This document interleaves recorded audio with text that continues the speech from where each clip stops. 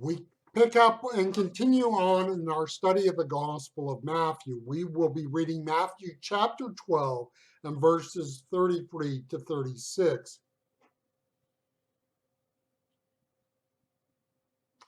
I will be reading the New Testament in modern English by J.B. Phillips. Morality in the Judeo-Christian tradition has impacted the world. What do I mean? The impact of the church around the world is a push to being moral.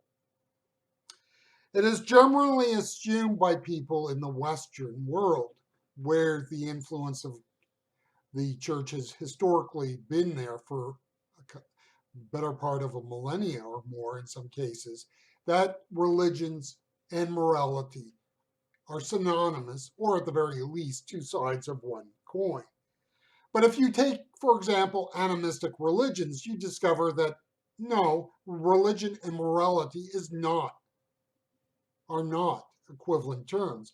If you go back to the Greco-Roman pantheon, you discover not only is that religion not a moral religion or about a morality, you discover, in fact, that even the gods themselves lived rather immoral and decadent lives.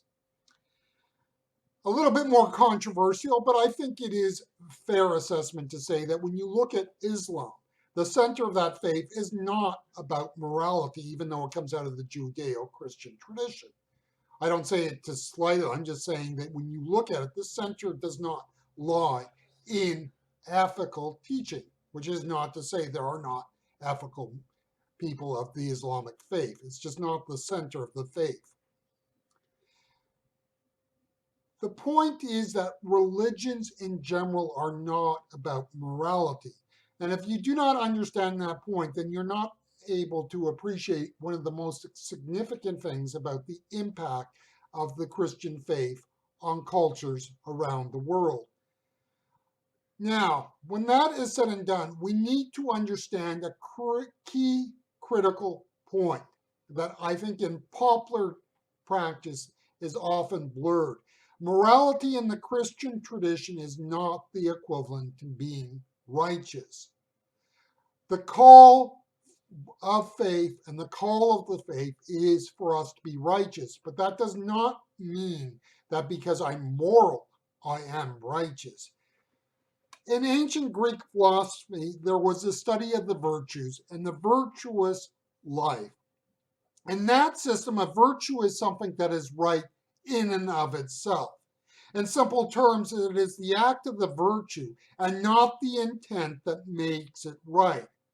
If you stop and think about this, this is opposed and at odds with Christian morality and the Christian tradition.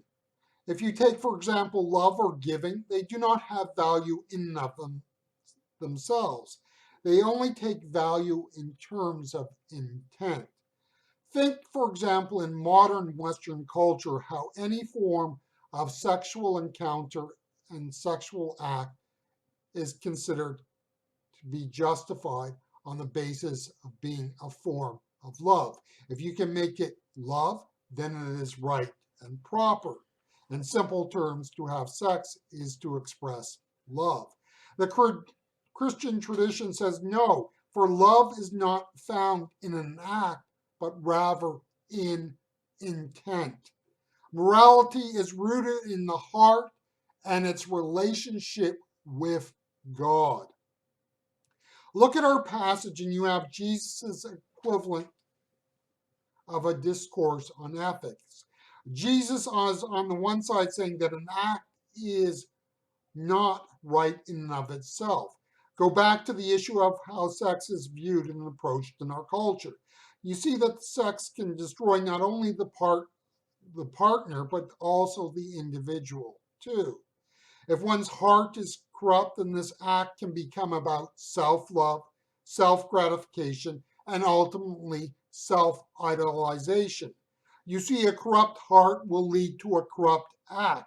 The basis of morality, says Jesus, is the heart, or the center of the human person. It is the will. It is the place where the individual has an interface with the divine. What comes to the surface of an individual is a reflection of what is there.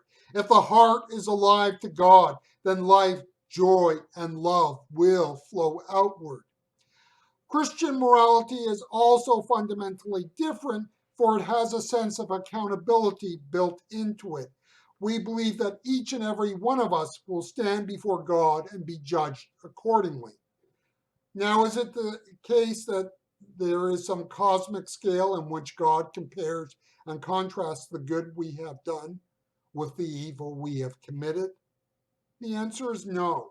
What is the basis of our judgment is our heart. You see, at the end of the day, it is about where we are in relationship to Him. Remember, we will still be human and still be flawed. If you doubt this, ask your spouse or a family member. What God does is look at who we are before Him. In His grace and mercy, He accepts into the everlasting kingdom those for whom Jesus is their King and Lord, and who live lives that reflected that truth and reality.